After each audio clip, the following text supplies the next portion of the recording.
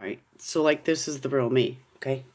Like I done some videos, but I didn't have time to do anything, and I look like total crap. So, like I have this really cheap makeup, so I was gonna try to cover up the dark circles, but for some reason, what it's doing is giving this I don't know, iridescent kind of shiny whatever, but I don't even know how I look in the camera. Well, you see those dark circles? I've had them my whole life. That's one thing about myself that I cannot stand. Besides, see, it's not working right. Besides, I've always been a bigger person. Like, I have never ever been skinny my whole life, except I don't know what they would consider skinny, but back then, see, I don't even know if it probably freaking looks worse. Look at that stupid lighting. They're so stupid. And smoking my cigarette. Yep, having a couple sips of this. I didn't put on the liquid cover up. I was trying to see if I could just look a little halfway decent for the camera, but I didn't really know what I was doing. But I'm trying to get myself in a good mood, and I feel dizzy the whole time. And every time I even move, I feel dizzy. So it feels like when this happens, like my ear hurts on the right side, but not tremendously, like really bad. But I mean, something feels wrong with it because it makes noises and it does all kinds of stuff, like do do do do do and beep and all kinds of stuff. So as soon as my antibiotic ended, like I told you guys, you know, I don't feel myself, and I'm stuttering and all kinds of stuff. And I sit there and I have this little teeny mirror. See this, and I look in it and I see myself, and I don't like myself, but I don't want to sit and try to look like $1,000,000, which, like, you know what I mean? You just want to look halfway decent, to where you just light makeup or something to where you could cover up the dark circles or what. Because, like, to me, I never ever really had to put any kind of makeup on until I turned like 40. But I guess I should consider myself, like pretty lucky, because, we're not ugly.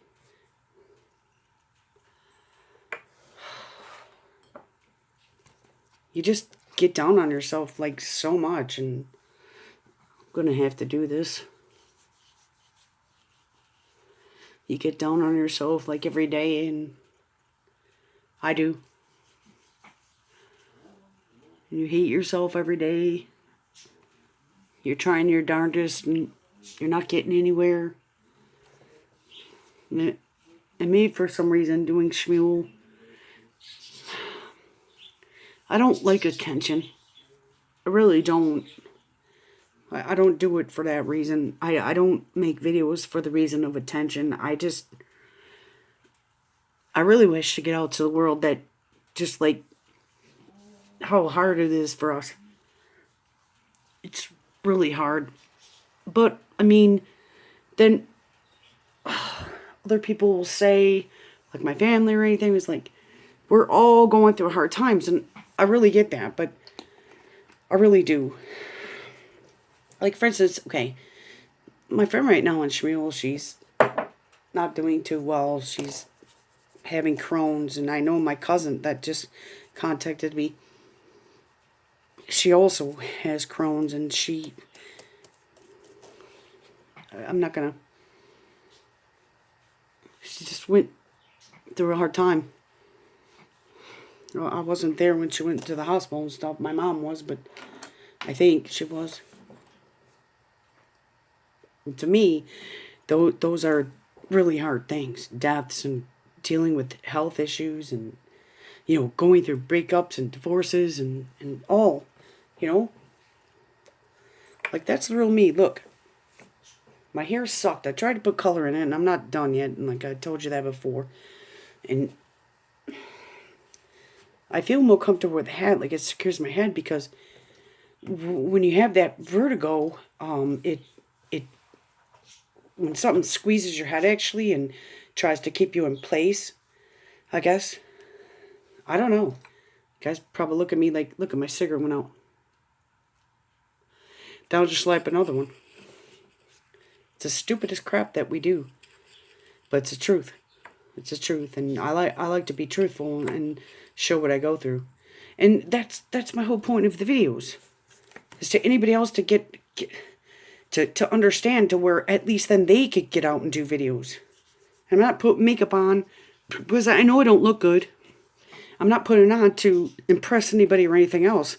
I'm doing it to look halfway freaking decent, to cover the dark circles and feel a little bit better about myself.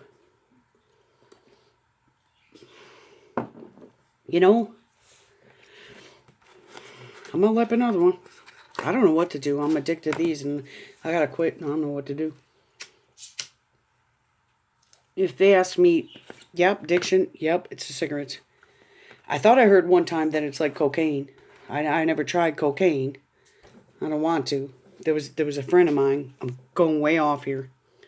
I just feel like I look a little bit, at least half more decent than I did. And that's what makes me feel a little bit better, you know. But there was this one guy that when I was younger, we used to hang out and get with our friends, and I had a 77 Firebird. It was fun, but my dad closed the carburetor, so then it sucked up gas, and he didn't tell me he did. He always told me, don't let anybody work on your car or look under your hood. And I never knew why he did that, but I think I finally found out why. One day there was a problem, and I can't remember what it was. And we opened the hood and this and that, and I'm like, you know, my dad, he would say don't let anybody look at it or work on it, but yet he would not work on it. He knew how to work on cars. He would not work on it. Like, you know, one time my starter went, and I used to bang on it with this little baseball bat that I got from the Tiger baseball game. Worked real good. Didn't want to wreck a little souvenir, but you know what? It came in handy because the baseball bat was just enough, because it was like 1.5 feet long. It was just enough to lay under the car and, you know, pound on the starter and to get it to flick with the teeth on it and get it to start. So, but something happened one day. Well, here's another thing in the meantime. I would go through the drive-thru, and it was so loud because the exhaust was so loud that you would get a ticket for that. And so every time we'd go through the drive-thru to maybe order a pop or whatever at the Burger King or whatever, you know, I'd have to shut the engine off because it was too loud, so they couldn't hear me. And they'd be like, I can't hear you. So then every time I would shut off the car, it did have an antifreeze leak.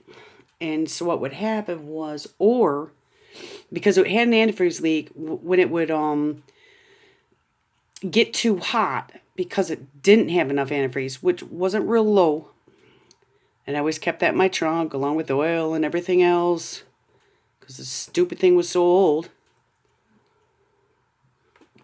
I was thankful to have it though. My dad rebuilt the engine, whatever. But anyway, I'd have to shut it off in the drive-thru, and so they could hear me. And then when I would go to restart it, it would not start. Now you're in the drive-thru. You're in the drive-thru, and now you can't get your car pushed ahead. And you can't put antifreeze in when your car is hot. It's not to the point of steaming, you know, where it's overheating. It's just hot. So it's so stupid. We had so many times to where we'd push the car up then to the drive-thru and then push it out. And there was even times at school, but I was going to get to a point there, but I lost it. It would snow while you were in school. I was only 16 or 17 at the time. My dad paid $50 for it, rebuilt the engine, whatever.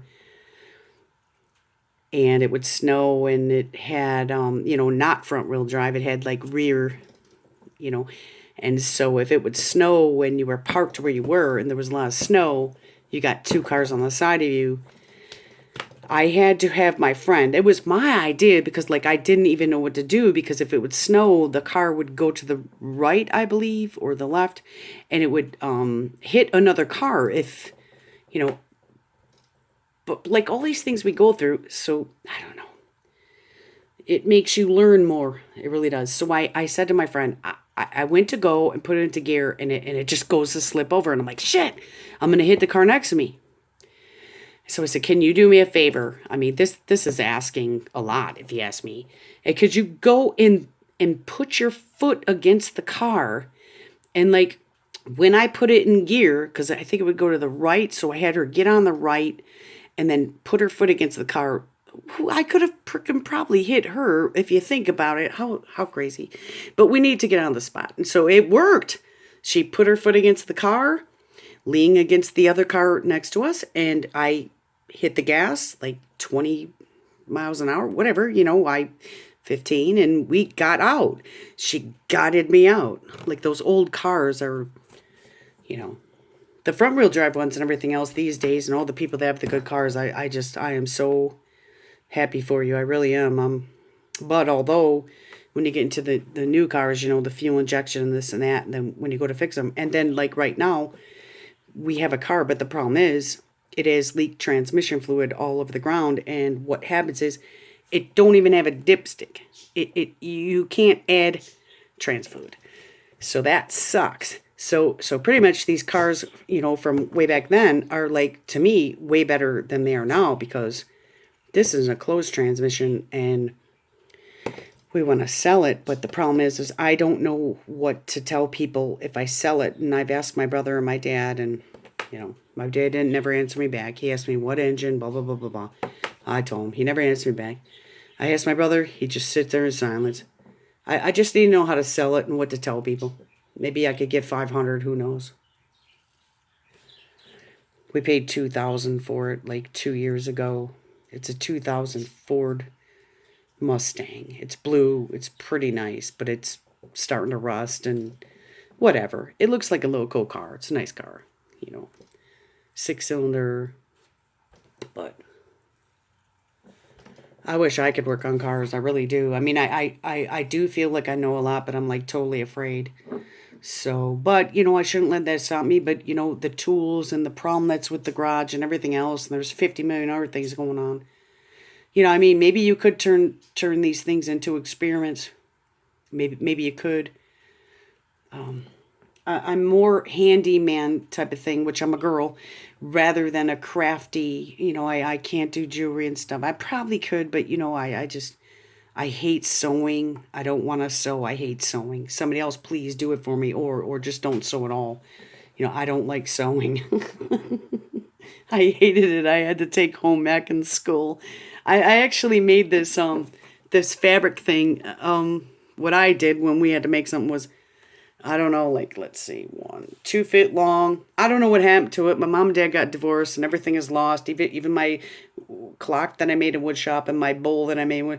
You know what I'm saying? So all of the memories and the good things when they got divorced was either thrown away or what, because my dad just trashed it all. So he doesn't realize that he also trashed me and my brother's stuff too. I mean, I don't know what my brother lost. I don't really know. But anyway, it was like, let's see, 1.5 feet long, and it was made gray out of fabric. I just sewed it together by hand. I put 2 little net mesh speakers on it and a couple buttons like record, play, and this and that, and put fabric and everything. And it had a handle coming up with more gray that I sewed. And I made this little thing where you could carry, which was like a radio, like a boom box back then. I was so proud of myself. But I hate sewing. I hate home ec. I tried to do in the sewing machine. I can't. Oh, no, I can't. I don't like to sew. I will never like to sew. I don't want to know how to sew. They make all those really good, quilted things and stuff. I tried to crochet. That isn't too bad, but I can't learn the circles and everything. I try to read the frickin' directions, and they're just all frickin' foreign to me. Nothing against foreign people, but like in English, it's foreign. So I don't know. I don't know what I'm good at. I'm good at selling, and I don't know why I got into this. I don't even know how I started the video. I don't even know what it was about. Thank you very much for listening. You know, just trying to get myself in a good mood and tell you a little bit about me. I'm more like hands-on mechanical